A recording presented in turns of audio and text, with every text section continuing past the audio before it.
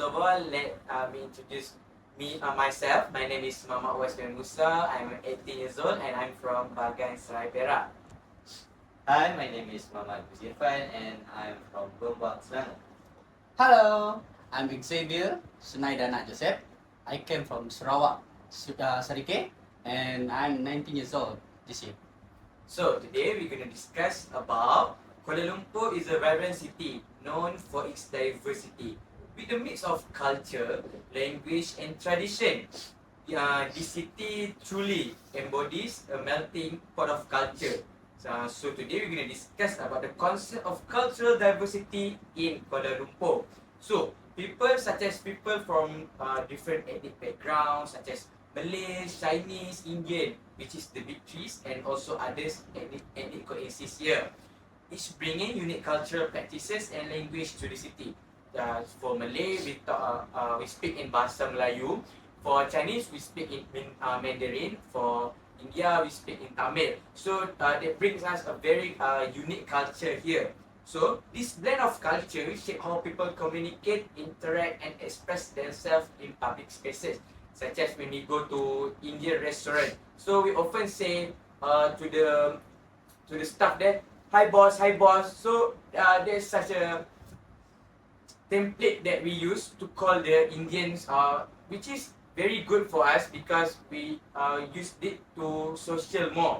So this diversity bring wealth and perspective, encouraging people to develop effective speaking skills to bridge cultural differences.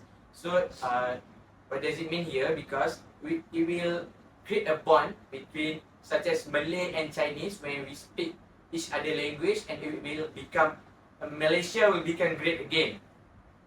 So develop effective speaking. So for example, many residents in Kuala Lumpur adapt their communication style to interact with people from various cultural backgrounds. So as you know, in Kuala Lumpur, especially, we have a lot of flats, condo, which is all of the ethnics is mixed there. So you need to communicate with them, you need to interact with them, you need to learn about their culture, you need to learn about their language. So that's make us bond more, and we learn about the ethnicities and the tradition.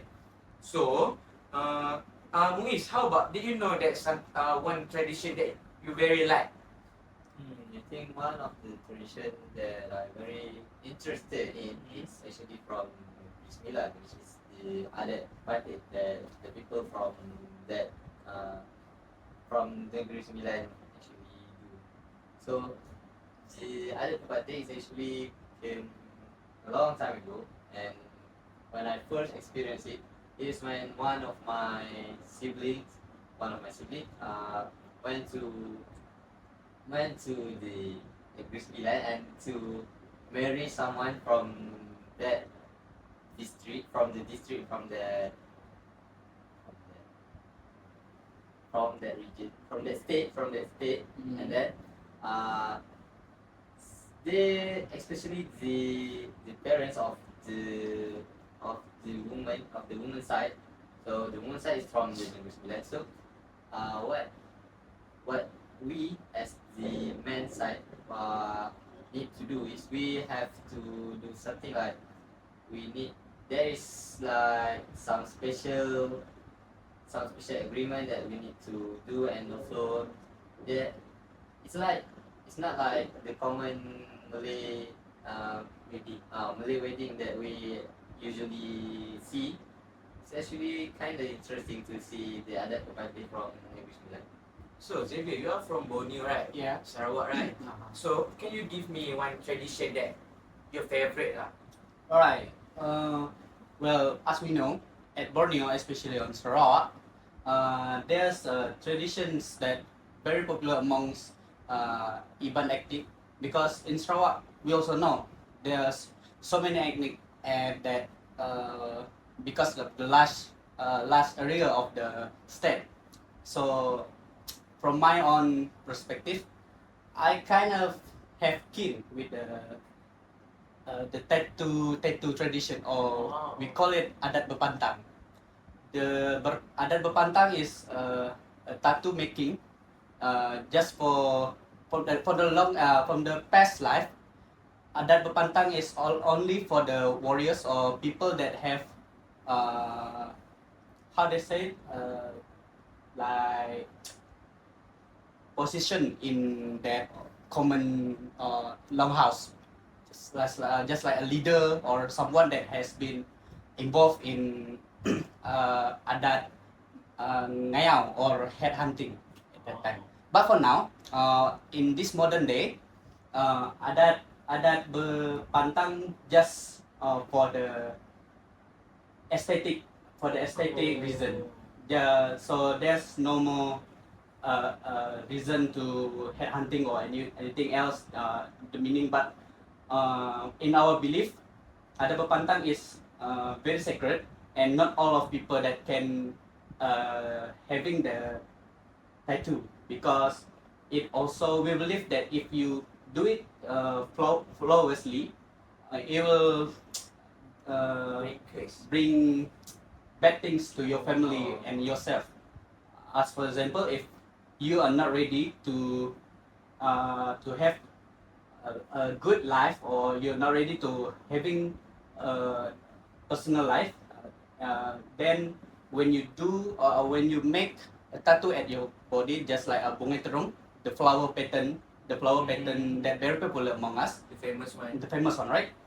If you make that tattoo, and when you're not ready, we believe that will curse the family, or the or more fatal effect lah, just like that. Talk about that. Will you consider get a tattoo on yourself in the future? I think for now, I don't think that I'm ready for that, but we don't know about the future. Maybe one day. Maybe one day I will. Dragon one, flower one. Yeah, I think so. So, basically, cultural practice are shared and celebrated by all communities that making the city such a very harmonic place. So, in Malaysian specific event like Hari Raya, Chinese New Year, Deepavali.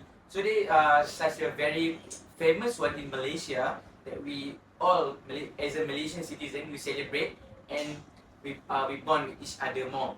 So, for example, in recent year, more people have moved to Kuala Lumpur, adding to its cultural diversity. This is shown that in Kuala Lumpur, there are a lot of ethnicities here. So people come here for, like, Kuala Lumpur has a lot of malls. So right now is Deepavali, right? Yes. So in the malls, we have the kolam, we call kolam, that celebrate Deepavali, that show the Deepavali art. So as a Malaysian citizen, we can see how beautiful the art is. So a lot of people move here for that. So people will continue bring new cultural practices to the city in the future. Yeah, I think that's all from me. Okay, so that is an interesting discussion from my friend Wise. So now I will talk about challenges that we have to face in a diversity, especially in Kuala Lumpur. So before I start my discussion, I would like to ask, especially Xavier, which came long way from Sarawak, what challenges do you find in here in Tel? Well, in my recent days, in my recent months, I have health problems, so it's kind of a challenge for me, because there's no relative, there's no people that will take care of me, because I also can afford to burden my friends, because they also have their own business, their own tasks that they need to do. So for me, the challenge is more to the personal being lah, like that, because in my own reflection for now, I feel down, stressful, because of the lack of personal impact lah, because when I hurt myself, I can't do anything. There's no one to help me. I do have friends, yes, I do have friends here. They help me a lot, but sometimes they're also busy when they're on work. So it's different when you have your own family to take care of you. When you live at Semenanjung, at the Semenanjung of Malaysia, when you live here and to go to your own hometown is very, I'm saying it more easier because it doesn't have to use plane, it doesn't have to use more cost.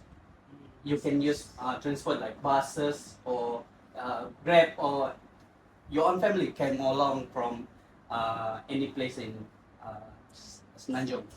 But from my hometown at Sarawak, that we don't have much choice. We only have air transport, and the cost for it also very high. It kind of burden for me to impact others by my own problems. That's why for my own view, it's much of challenge for me in this recent month. Okay. So thank you, David. So your main problem is the cost of many things in the city, and also you don't have any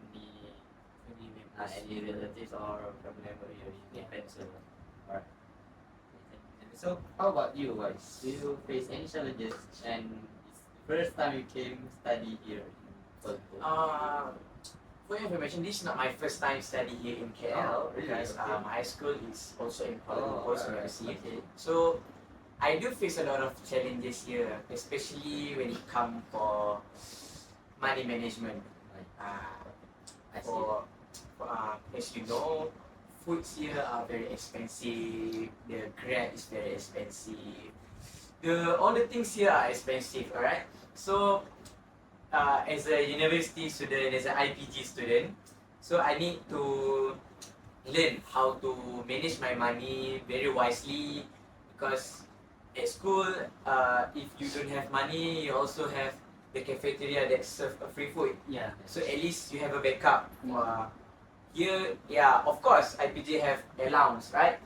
But in KL, I don't think the allowance is yeah, that's enough for us. So I think I need to manage, and yeah, I need to lower my the expenses lah. Process. Yeah, yeah, I think that's it from me.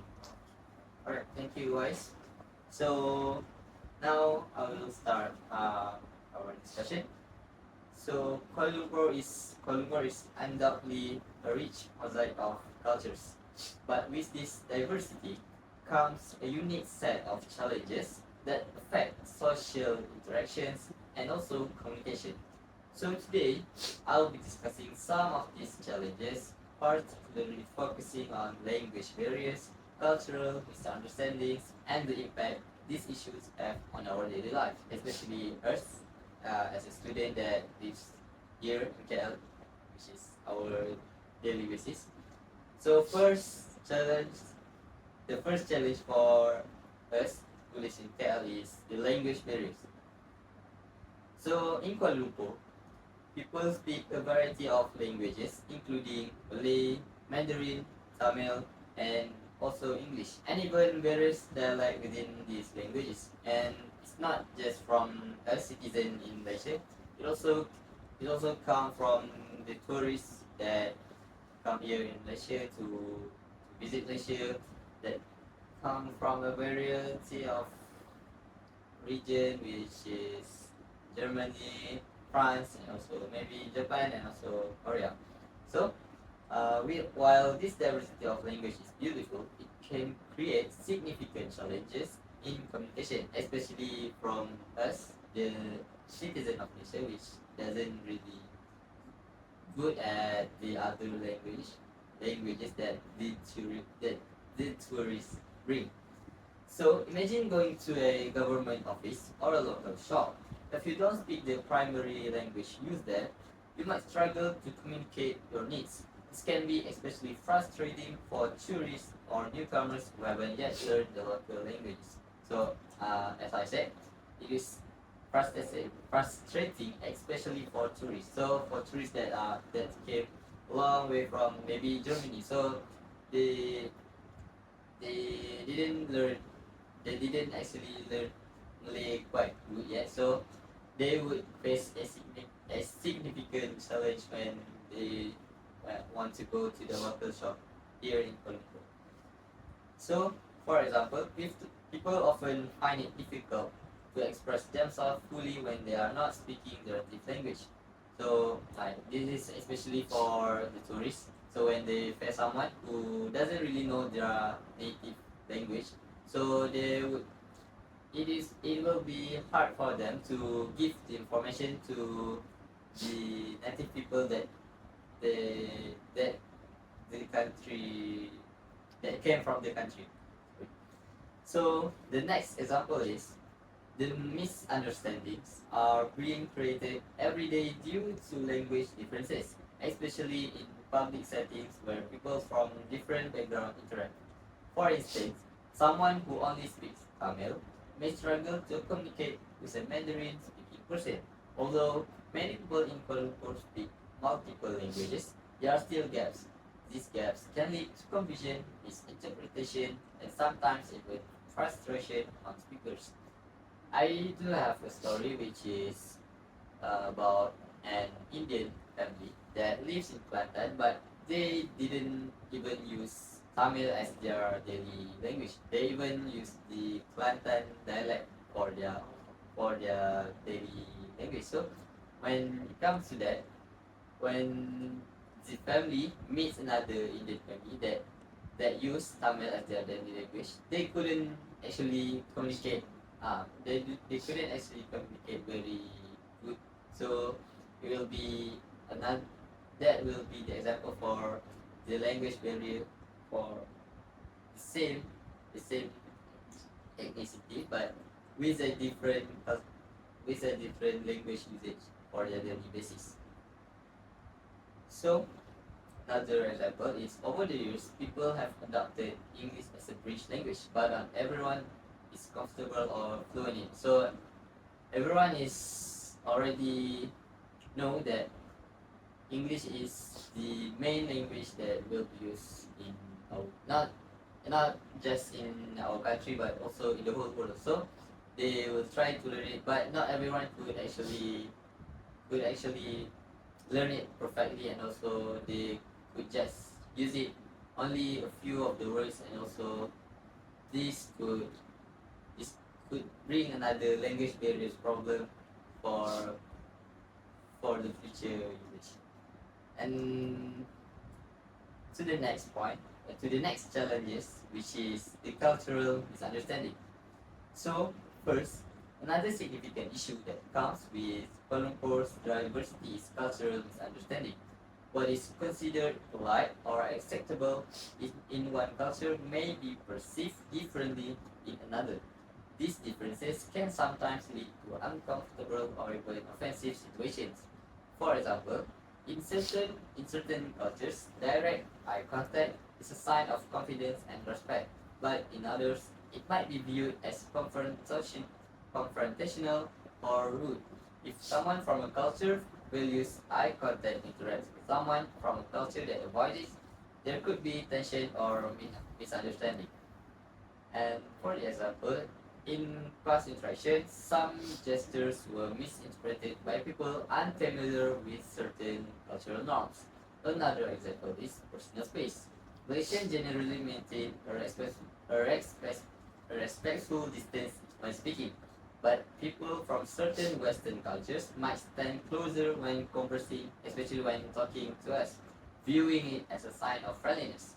This difference in perception of personal space can cause discomfort if both parties are unaware of each other's norms. So it's when the tourists come to talk to us, the citizen of Malaysia, but they didn't know that we need some personal space when we are talking to each other.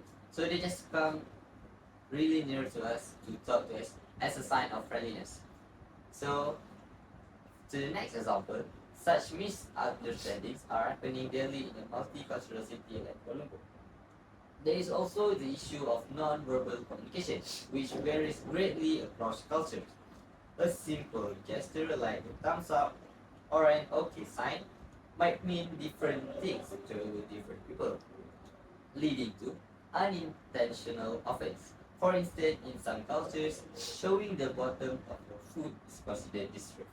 is disrespectful, but many might do this unconsciously without knowing its significance. So Muiz, I have something to add. Ah, You know, yes. I have a lot of Indian friends. So you know, in Indian culture, when people do this, they actually yes. Yes. So when people ask me, can I go there? I just said, oh no, I didn't say no. I just do this, but they go. They think is oh this a sign of yes. So I think it's But you mean no? yeah, but I mean no, but it's very confusing, right? Because my friend is actually come from India itself. Yes. So it, something new lah for me at that time. And Okay. so when I know it, I really want to explore about India culture more.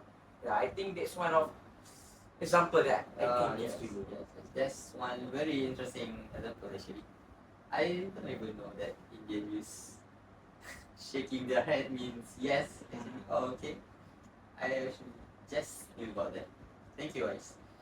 So now to the last challenge is social harmony and misunderstandings. So when cultural misunderstandings and language barriers persist, they can disrupt social harmony. It can create divisions among communities and hinder meaningful connections. For example, if one community believes that their custom or language are being overlooked, they might feel marginalized. This could lead to a sense of exclusion and reduced cohesion among diverse groups.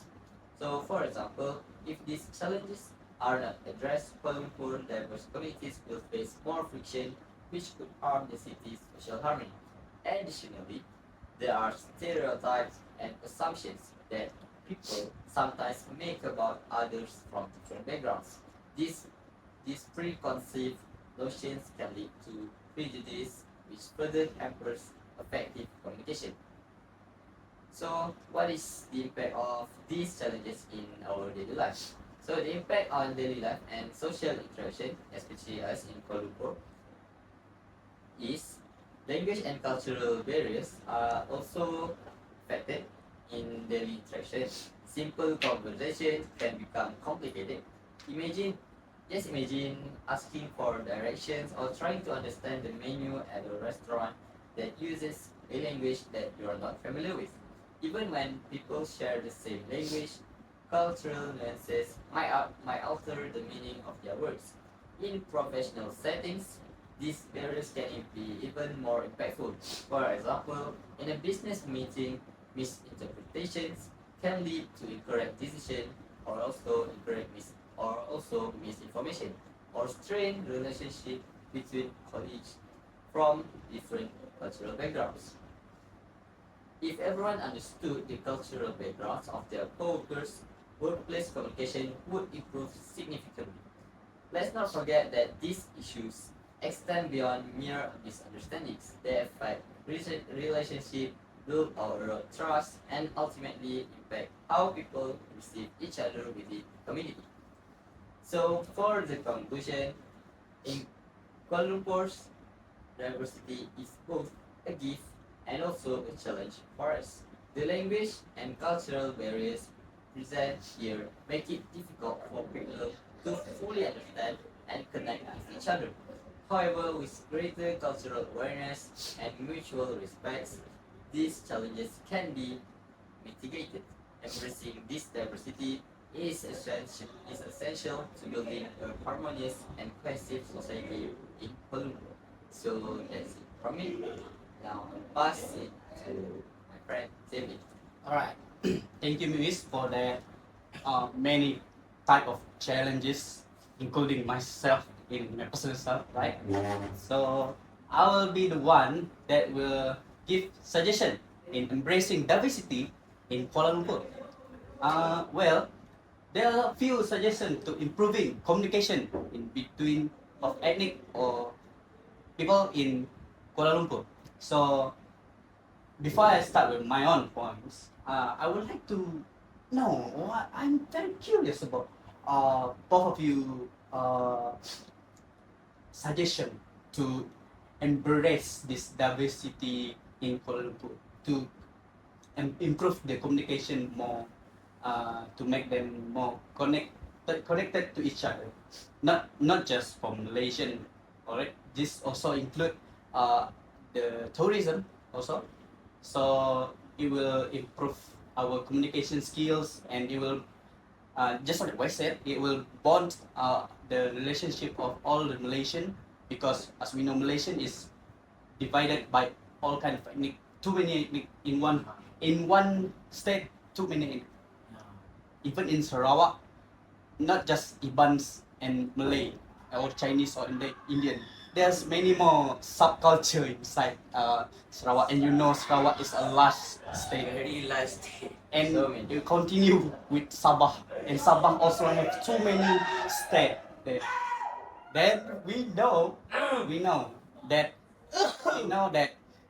this will be a problem to our people. So I would like to know, in your own state or in your own personal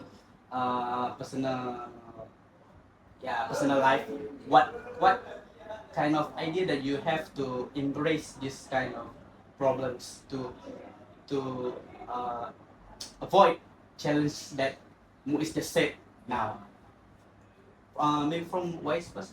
How you? I think the government is playing a very vital roles in this position, because I think the Malaysian government should do a lot of free event, such as marathon event that free, that invites a lot of tourism, and especially all the citizens of Malaysia, because you know, as a Malaysian, we love free stuff.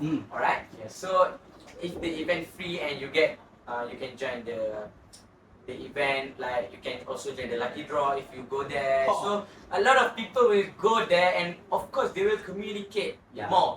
So maybe government can do a lot of sports that connect with the need, or also the traditional sports such as sepak takraw, gasing, because you know, in this era, people also didn't talk about their in their mother tongue, such as in Indian. Sometimes they didn't know how to speak Tamil, because the tradition is eaten by years, because they're eaten by the technology. So I think the if the government bringing back all those traditional stuff, so I think it will connect us with the past, and I think the traditional things will not vanish, and our our children will also taste the same thing. Yeah, even from my from that on perspective, I also have this one of ideas that come from my mind. That is this new generations, the Gen Z and Alpha generation is doesn't expose with this kind of They're supposed to be a lot of sports. gadget. Just if you ask them what is gasing, they don't know. They only know Beyblade. Skibidi. Skibidi. Gasing is our traditional sport, right? It's a very classic and very traditional. Came from which state is it? I don't know, maybe all of the in Malaysia are playing But gasing. probably it more to the beach side at the Malay, more to the beach side. They play it there. So, but to the newest generation, to the youngest generation, they only know that one. If you said gasing, probably many of the children doesn't know what is gasing. They only know Beyblade. Beyblade is the new modern gasing. Yes. It use metal, it use plastic. That's the one that they're more common of. But they don't know gasing. Gasing play the people play gasing at best just for bonding, right? Just to talk about this. They just want to creativity. They create their own. They craft their own gasing. But now people just buy it at the store, and in control of that, it also create rubbish. the plastic rubbish. The plastic rubbish. Plastic we cannot dispose just like that. More turtle will die. Yeah. That's also the bad things that happen with the modernized things now. But we cannot blame that, because the world is going to be more modern each year, each day. Very fast pace. Very fast. So Muiz, how about you? What you think to embrace this diversity in mainly in Kuala Lumpur? Okay, so first we have to understand the problems. Understanding these problems is the first step to find solutions. While language and culture are inherently complex, greater awareness and cultural sensitivity can help bridge some of these gaps. For example, schools and workplaces could implement cultural awareness programs to educate people about the variety, customs, and languages present in Kuala Lumpur. Such initiatives can foster a more inclusive environment. By the end of these programs, participants will have gained a deeper understanding of the diverse culture around them, and language learning is another potential solution. If residents were encouraged to learn even basic greetings or common phrases in other languages, it could make a difference in day-to-day interaction. So it's not only for the schools and also the workplaces, but it also depends on the citizen itself. So especially us in Kuala Lumpur, and we usually take the public transport and also we usually take the Grab. So we, especially when we are in the Grab, the driver itself is not really from the one race only. Yeah. So you will not just came from Malay, you will also come from the Chinese and also the Tamil. So when we are in the vehicle, make time to communicate with them, make time to learn about their culture, and also just be friendly and also learn about their cultures. So when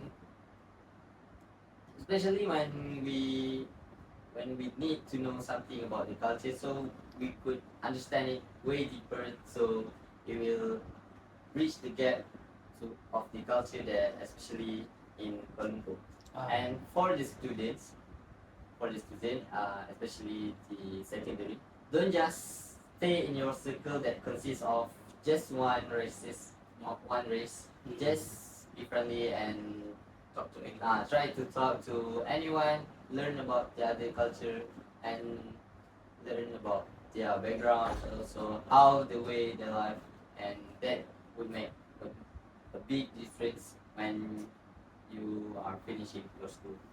That's it from me. Yeah, fun fact, because this is the first time I came to Kuala Lumpur. Okay, this is the first time. So at Sarawak, we doesn't use Grab that much. Okay, the transport. Yes, the Grab apps only most used on the big city like Kuching, Miri, even Cebu. You know Cebu, right? Yeah. Everybody knows Cebu, right? Yeah. Cebu people doesn't use Grab much. We doesn't so many Grabs at the city itself. Most people will drive their own. That's why it's kind of culture shock for me when it's the first time I come here. There's Everybody use Grab, right? everybody use Grab, right? Because another culture shock for me. There's no parking lot. There's no parking lot. Full. Very limited parking lot at Kuala Lumpur. That's just one main problem for me at Kuala Lumpur when I saw it myself. Okay, because at Sarawak you can park anywhere. You know, there's so many places to park your car, and nobody will talk about it. You know, then another things that I commonly maybe just like you said about the transport thing, right? The driver is not a Malay or the common people if at the Sarawak, the common people that driving a taxi lah. Okay, taxi is Chinese and Malay people, right? Even Iban people like my own race, Iban people doesn't work at taxi. There are, but not many lah. Only in certain place like Sarike, they also have Iban driver, but not much. Mainly Chinese and Malay people that will be at conventional transport like taxi or buses. So we get used to talk or communicate with Chinese people and Malay for Sarawak people, right? But the first time I came to here, my first Grab driver is an Indian guy. So the problem is communication. Okay? Xavier, you want to know something? Yeah. just 2 hours ago, Ah. I go to Mid Valley and I'm not order from Grab, I just order from Sapu UM, Yes. and the driver is from Europe.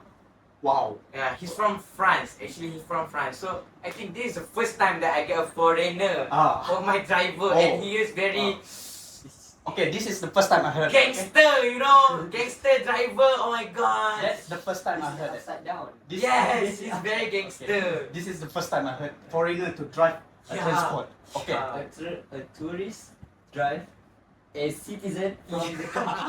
Oh my god. Yeah, the first it's time. very confusing. Wait, what? Am I doing the right car? That's the first time, okay? I never heard the foreigner they will be the one that drive transport Yeah. at our place at Malaysia. Even foreigner can drive at our place. Even Malaysia KL people itself still use maps in Kuala Lumpur because they Yeah. only know the most used road, right? But just like you say, foreigner also can. Yeah. Foreigner also can drive. Foreigner drive the citizen, bro. For my own experience, when the first time I came, I searched for my clothes, right, to prepare myself to go to Iqbal, to the IPG, right. So we need to go to the different mall. So each mall that we go, we change many kind of driver, Chinese, Malay, and Indians, and so many people. So communication when with Malays, alright, when with Malays, we talk so fluently, we talk so actively because when we don't ask first, right? They just drive like that. They are the first one that asks, where are you from? Like that. Where are you from? Like that. They are the first one that will ask you. They're very friendly. People, Malay people is commonly friendly with people if they know you are from Borneo, or they will ask anything. Yeah. They will ask, Sumanda. how are Sarawak? I have my daughter there. They work there. They are so many things. Blink your eyes already at your place. Already right. Already right there. Wow, Then we change again at other mall. Chinese driver. Chinese driver is more silent, but they doesn't make face also. They just kind of focus on what they do because we know Chinese people is disciplined in their own work, right? But when you ask them, they're friendly also. They can talk to you too, but they are not the one that ask first. That's from my own view though. For how many times I have used Grab at Kuala Lumpur now, and some Indian people will ask first, and some will not. But mainly, Indian people will not use Malay to communicate with us. Mainly they use English. Mainly they use English, and from Chinese people, also they use English when communicate with us. So every time we change transport, that is the culture shock for me because we need to adapt with ourselves to their own personality, their own activate energy like that. So, but for me, in these past few months when I stay at the Kuala Lumpur, it becomes better lah. I become more adept with this place because that is the only things that I can do. Yeah, you need to. We need to. We doesn't have much choice. Okay. So in my own point here, to improving communication, to overcome language barriers, people can learn basic phrases in other language or use translation tools. Do you guys know there's apps in our phone that will translate what we say to others? I usually saw it at the advertisement at YouTube sites like that. We already say that, right? Yeah. They always pop up at our advertisement. When you talk in your own dialect, it will come out in what language that you want to tell them. For example, Korean people. Korean people is the most common tourist at Kuala Lumpur lah. Kuala Lumpur. I always saw at any places there are Korean people. They usually I saw they communicate with others using English, right? But when came to the how they said it, like kopitiam or ke apa tu, The locations. the location to eat, the small place to eat, right? The non halal place, because they also want to eat their own food, right? Mainly the people that sells food there are Chinese. Yeah. Chinese there are only communicate with Malay and Chinese. They usually doesn't use English much, so to communicate it's quite hard for them. Also, I see the Korean people also doesn't use a good phrase of English. They just use a basic word, so that's enough. But I don't think that will help them to move fluently at Malaysia. So there's apps to translate what they say to the stallers, there's like that. So it can help them to communicate and to do things like if you want to go where, want to ask the direction, or want to eat where, just like that. So for example, they talk in Korean. They talk in Korean, and the app will translate into Malay or into Chinese, just like that. So it is more convenient apps to use for communicate with Malaysian people. Not only at Malaysia, also you can use at global place when you go tourist in Europe or Japan or any place. That apps also can help much when you are lost in any place. Okay. Other than that, community center could also offer free language class. Wow, do you can imagine it? Free language class. Alright. Or culture awareness workshop. Just like what I said, who doesn't want free things, right? Yeah. So when the community having the free language class, it will interact mainly foreigner people. Foreigner people will will attract to learn about Malaysian, to communicate, right? They need that to do things at Malaysia. So it just doesn't focus in foreign only, because as we know, in Malaysia there are few our own people doesn't know how to communicate well also in different language, mainly English, because they think English is hard. English is not hard, and it also not easy, but we can learn it. That's the good things to learn when you become a teacher of English. Then, to encourage culture sensitivity, they can understand each other custom and norms that can reduce misunderstanding. Just like Muiz said, misunderstanding always happen when communicate. There are communicate barrier between them, right? Misunderstanding and foster respect. That's mean when, just like what you said, the Indians way to say yes like this, right? Yeah. Mainly this is no, Yeah. right? Mainly this is no, but misunderstood because of the culture from Indian people. It mainly Indian people and Malaysian already know lah. But if Indian that the tourists in Indian, from Indian place, from India, they thought that this is yes. So it will make misunderstood. It will come to many different problems after that. Of course, for instance, greeting people in their preferred way can make interaction smoother. Just like I said, when communication, just like when we can see at Japan. Japan, when they greet someone, they bow. Okay. In Malaysia, if younger Malay people, they will do a greeting to the older people. They call salam. They shake their hand and Malay people call it salam. But the most common gesture that people use in globality to greet others is by shake hand. Yeah. Everybody knows shake hand is a positive way to guess a positive gesture to show that you were greeting someone. Yeah. Hello. Everybody know hello. So that's help.